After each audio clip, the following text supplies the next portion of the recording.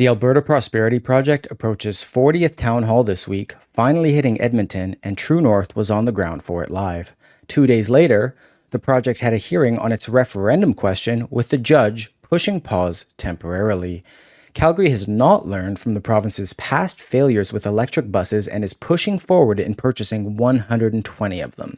Alberta was one of many Western provinces urging Carney to combat China's 75.8% tariff on Canada's canola. And the province has defied anti-Christian censors by permitting a Sean Feucht concert to proceed. My name's Isaac Lamoureux, your host of the Alberta Roundup.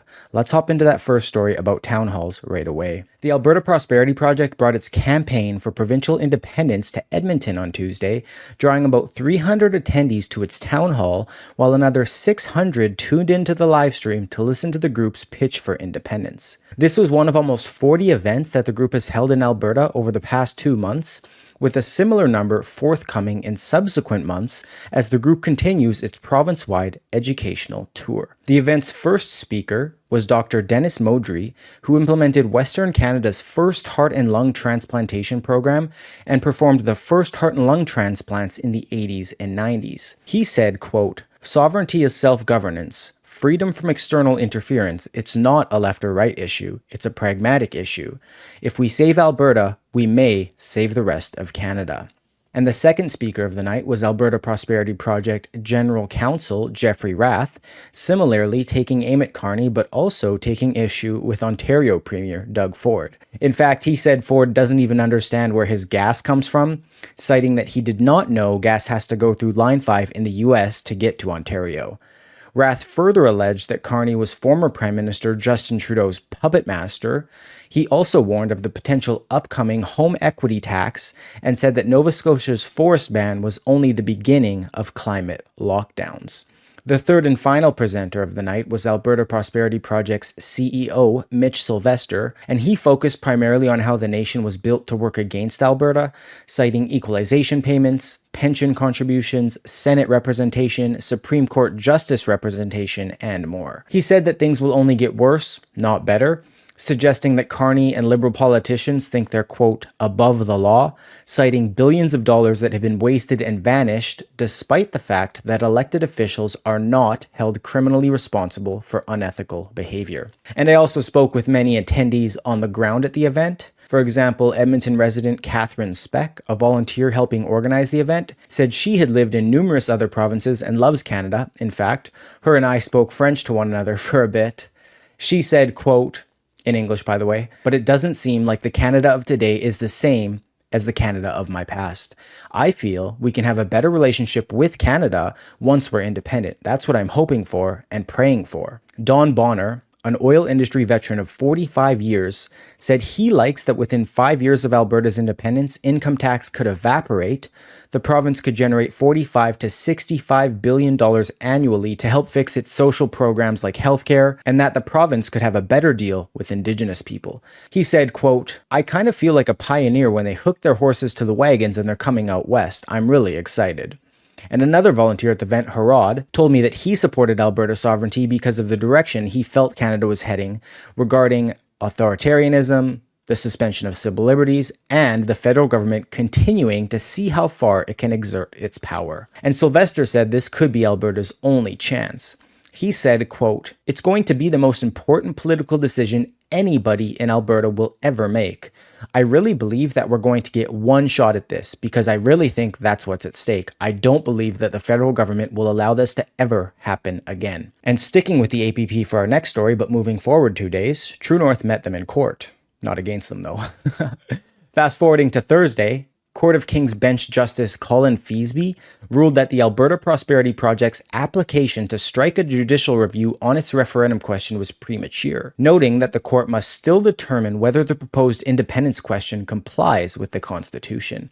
He wrote in his decision's conclusion, quote, "There are legitimate arguments to be made on both sides of the issue before the court.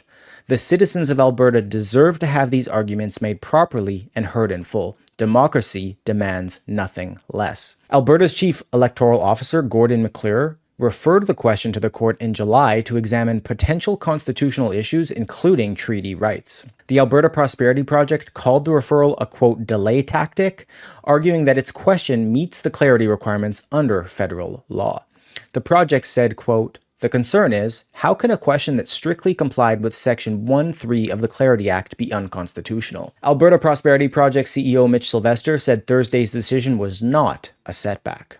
He said, quote, "This is not a loss. Today's decision now brings the issue led by the Alberta Prosperity Project and many more pertinent topics to international conversation, and that's a great step forward for democracy as well as citizen engagement in politics." And speaking with True North at the courthouse, Sylvester said that this question deserved to be heard on the stage countrywide, comparing the upcoming debate to the public square of Athenian democracy. He added that there were similar topics of equal importance that deserved such a stage, such as the pandemic lockdowns that occurred. Sitting alongside APP legal counsel Jeffrey Rath at the bench was lawyer Eva Chipiuk, who told True North that she was happy with the judge's decision and that this was a good process to follow. The court has now set a schedule for written submissions, and a final decision is expected by the end of the year. During his ruling, Feasy confirmed that Alberta Premier Danielle Smith could call a referendum at any time she pleases. However, of course, as you know, she has repeatedly stated that she prefers to leave the decision to the citizens. If approved, the APP and Sylvester would have 120 days to collect about 177,000 signatures to trigger a vote, following Bill 54's reduction of signature thresholds. A competing petition from former Progressive Conservative Cabinet Minister Thomas Lukaszuk, asking Albertans to reject separation, was approved in June under the old rules, forcing him to gather 293,976 signatures in 90 days. An APP has, of course, dismissed Lukaszuk's question as a, quote, mischief application and not a referendum question to be used on a constitutional issue. Smith has pledged to hold a referendum in 2026 if enough signatures are collected, so we'll have to see if a referendum can be held by then. But taking things more locally for our next story, Calgary is continuing down the line of electric buses. The city announced that the Nova LFSE Plus buses from Quebec-based Nova Bus will replace aging diesel models and expand service. Calgary Transit Director Sharon Fleming said, quote, "This investment means more reliable service, lower operating costs over time, and cleaner air in our communities.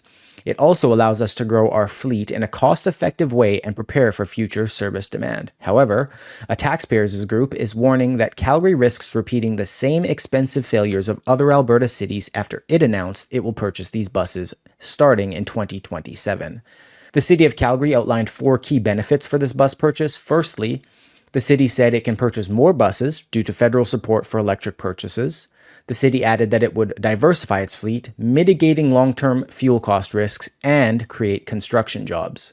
But without federal funding, in general, electrical vehicle sales across Canada have collapsed. After federal rebates ended in January 2025, EV sales in Canada plunged over 41% in a month, while gas vehicle sales surged. And Calgary hasn't learned from other municipalities in the province. For example, Edmonton spent $60 million on buses from now bankrupt Proterra, with the majority of buses inoperable and a maximum range of just 117 kilometers, less than a quarter of the 482 kilometers initially advertised.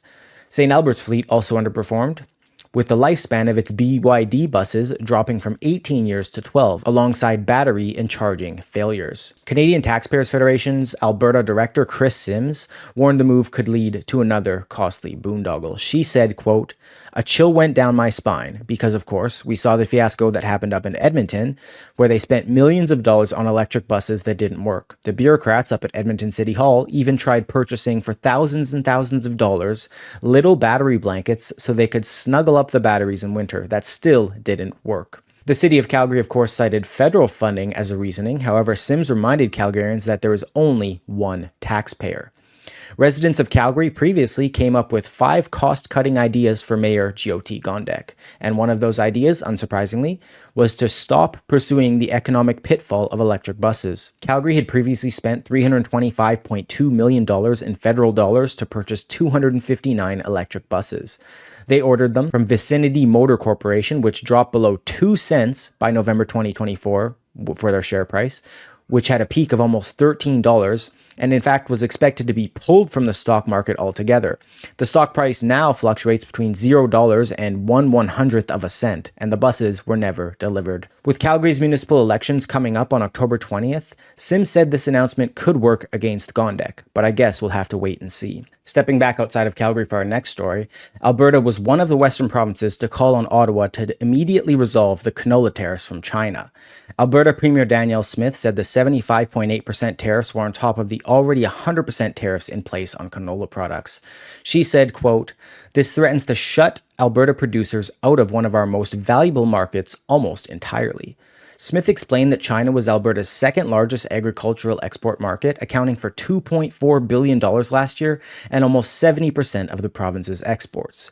She explained that the tariffs came in response to the Liberals' 100% tariffs on Chinese EVs and 25% tariffs on steel and aluminum. Alberta's Minister of Agriculture and Irrigation, R.J. Sigurdsson, issued a press release on the tariffs. He said, quote, "While we acknowledge Canada's request for World Trade Organization dispute consultations over the March 20 tariffs, more urgent and active federal intervention is needed to resolve this dispute, an issue they created. Alberta is once again calling on Ottawa to act swiftly to support Western Canadian producers, engage in constructive dialogue with China, and restore access to one of our most critical markets before more livelihoods are lost." And other Western premiers spoke out too. For example, Manitoba Premier Wab Kinew estimated Western producers lost $1 billion in a single day as a result of this tariff, warning more losses are expected. And in Saskatchewan, Premier Scott Moe said the timing during harvest will have a devastating impact on prices and trade. With 12 million acres of canola seeded in Saskatchewan this year, Moe said the industry is significantly larger than the steel, aluminum, and EV industries combined and deserves the same federal attention. He urged Carney to seek a direct meeting with China's President Xi Jinping, but Carney has yet to comment on these tariffs. The new duty took effect on Thursday and adds to the existing Chinese tariffs on Canadian canola meal and oil, peas, pork, and seafood products. The Canola Council of Canada estimates the industry is worth $43 to $45 billion annually and supports more than 200,000 jobs nationwide. But moving to a different political story for our next, the Alberta government has greenlit a major worship event featuring Christian musician Sean Feucht on the Legislative Assembly grounds in Edmonton, approving his Revive in 25 Let Us Worship gathering for August 22nd. And True North will of course be live on the ground for that concert. A spokesperson for the Alberta Ministry of Infrastructure said, quote, "Committed to supporting and respecting everyone's right to free speech. We have a duty to uphold these rights and freedoms regardless of an individual's religious or political beliefs. The government of Alberta does not engage in shutting down or censoring law-abiding events." Detailing the standard booking procedure for the legislature grounds, the spokesperson said, quote, "Events held on the Alberta legislature grounds range from performances, celebrations, and festivals to rallies, flag raisings, and commemorative ceremonies. As is standard practice, organizations may book indoor or outdoor event space at the Alberta legislature by completing a standard application form. All applicants must comply with established security protocols, public safety requirements, and venue guidelines. This decision contrasts with recent cancellations and restrictions elsewhere in Canada. Permits for Feucht's events were pulled in Abbotsford, BC, and Moncton, New Brunswick, with Parks Canada also revoking permissions for planned gatherings at historic sites in Halifax and Charlottetown. In Montreal, a local church that hosted Feucht received a $2,500 fine. But that wraps up this week's Alberta Roundup. My name's Isaac Lamoureux. Have a great weekend. Thank you, and God bless.